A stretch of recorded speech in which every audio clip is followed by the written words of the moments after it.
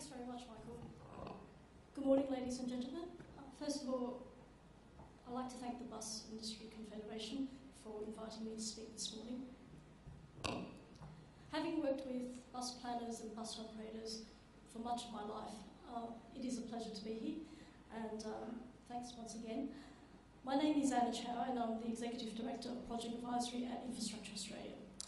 As Michael had alluded to, Infrastructure Australia is an independent advisor to Australian governments and the community on the reforms and investments needed to set us up to meet the future.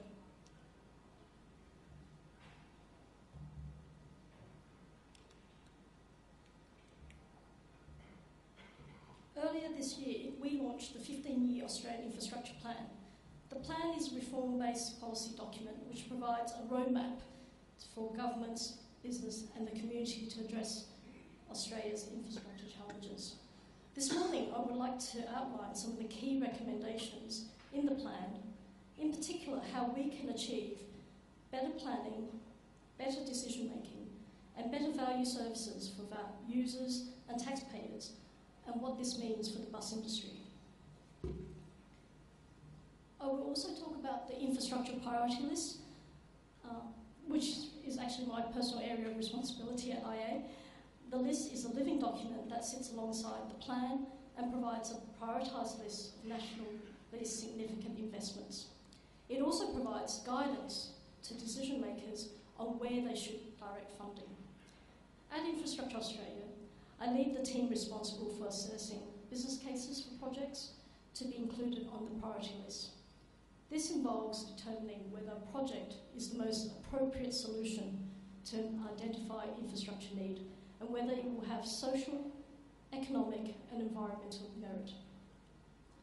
Selecting the right projects will be vital in addressing our future infrastructure challenges. So I will also talk in some detail this morning about how Infrastructure Australia assesses projects. But first, in keeping with the theme of this year's conference, I want to set the scene by outlining the infrastructure challenges and the opportunities facing Australia's cities and regions.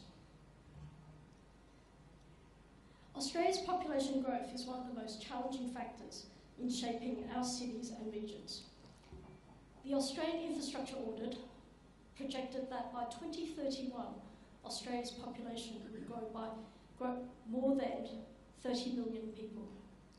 Between 2011 and 2031, almost 3/4 of our population growth will occur in Sydney, Melbourne, Brisbane and Perth. This means our 4 biggest cities will collectively need to accommodate an extra 5.9 million people.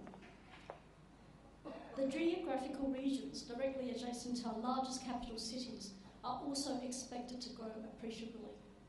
For example, Perth's outer metropolitan area, the Peel region, is now part of Greater Perth. It is a similar story on the East Coast as well. The Hunter, Illawarra, Gold Coast, Sunshine Coast and Geelong regions are expected to grow from 2 million in 2011 to more than 2.5 million in 2031. These 4 extended metropolitan areas will account for over 2/3 of Australia's population in 2031. The smaller capital cities, Adelaide, Canberra, Hobart and Darwin, are also projected to grow in total by a little more than 500,000 people. Overall, this will have a positive impact on our economy as it provides a larger domestic market for businesses and increases the size of our labour force. But it also places additional demands on infrastructure in our cities and regions, which are already subject to high levels of demand.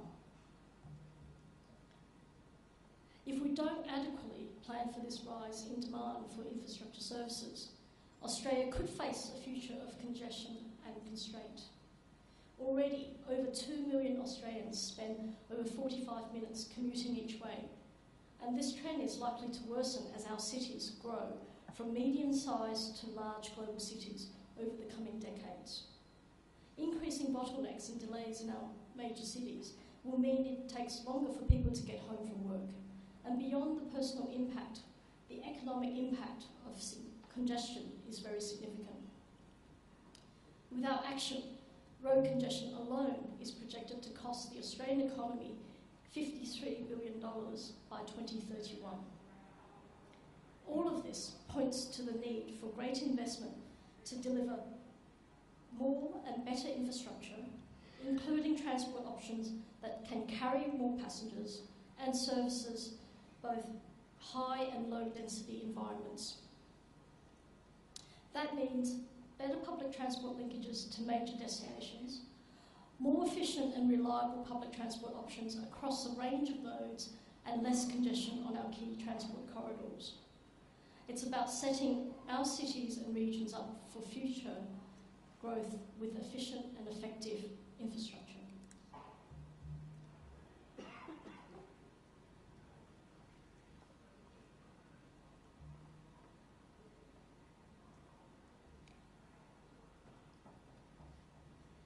The first way we can do this, as recommended in the plan, is to better integrate long-term strategic land use planning across all levels of Australian government.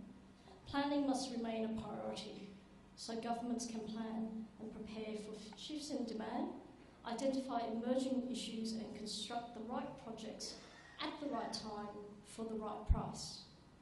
As many of you in the room here today would appreciate, long-term infrastructure planning creates greater investment certainty for the private sector, including the bus industry. Strategic planning also allows us to make use of multimodal transports as a means of coping with increased demand, particularly in our cities.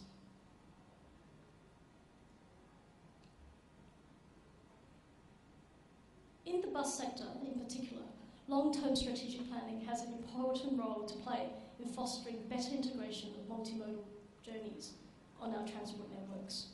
Historically, there has been a natural tendency for transport planning to be focused on individual modes or projects. Recent focus has been on rail, light rail, busways and motorways, rather than a whole-of-network approach in which each mode plays its proper role in the broader integrated transport task. For public transport to be an effective option for the customer, transport integration is key.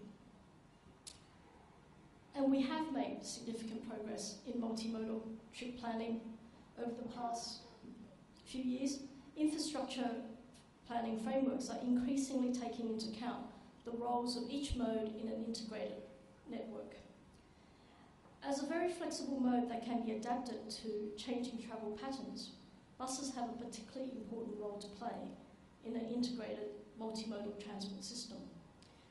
With the unique ability to service both high and low density areas and cover both the main journey and feeder trips, buses form a critical part of the transport network.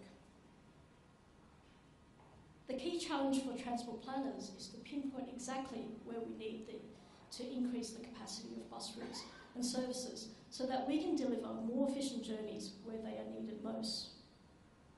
Long-term integrated transport planning across all modes, corridors and networks means we can ensure that transport solutions address an identified infrastructure problem rather than create a new one.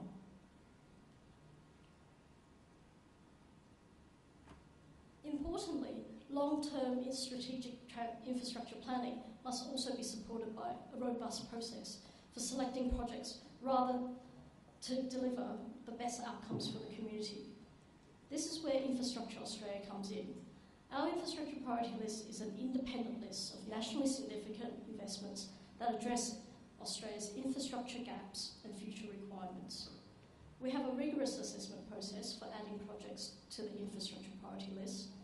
This involves assessing individual costs and benefits of a project, challenging the veracity and subjecting to stress testing. Assessing a business case in this way allows us to better understand the strategic fit, the economic impact and the deliverability of the project. This enables us to provide a high-quality selection of nationally significant infrastructure solutions for all levels of government to choose from. This year, the Infrastructure Australia Board has assessed a record number of project business cases. Since launching the plan and refreshing the infrastructure priority list in February, We've been working very closely with proponents in both the public and private sectors to improve the standard of business cases for major projects. There remains room for improvement to better align project proposals with an identified problem and to ensure a full range of potential solutions, including buses, are considered before a decision is taken. We would also want to see evidence of meaningful engagement with key stakeholders at each stage of the development process to ensure that issues are identified early and can be addressed appropriately.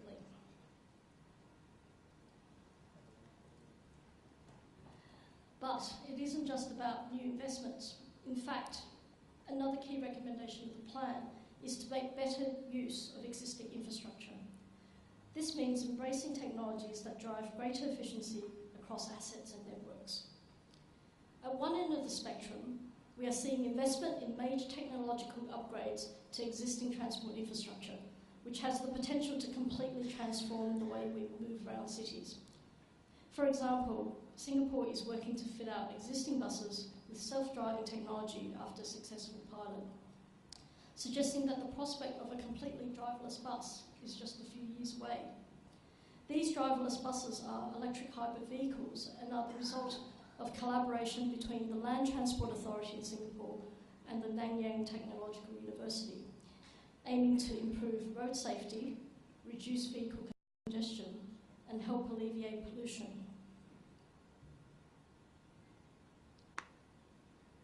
But on a more achievable scale, making use of existing infrastructure is also about making use of data. Indeed, technologies that allow operators to generate, collect, and use data are already being used to drive real improvements in customer experience and network performance. Real-time data is changing the way Australians use buses, and this is only just the beginning.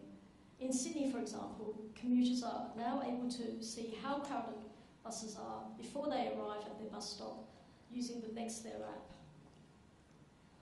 While apps like these don't create more seats, they do allow commuters and customers to make informed decisions about whether to board a crowded bus or wait for the next service.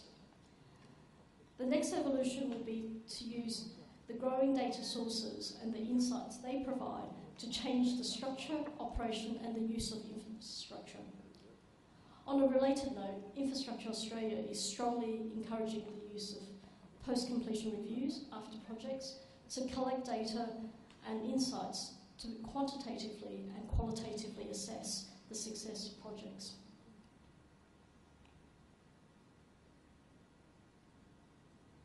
In both the infrastructure plan and the infrastructure priority list, we recommend targeted investments that use technology to make better use of existing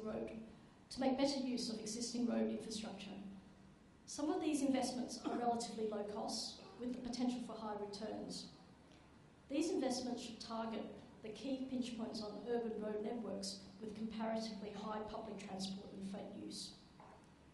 A key part of this should be using data and technology to improve network operations by, for example, optimising traffic flows through intersection treatments and traffic light sequencing. We also recommend implementing bus clearways and bus priority queue management systems as part of this suite of investments. The focus will be on improving urban motorways, major urban arterials, and access to CBDs.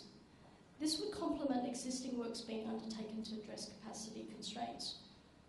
Most importantly, whether it be a major technological upgrade or a low-cost targeted investment, this recommendation highlights the need to keep finding new and innovative ways to improve the efficiency of existing infrastructure.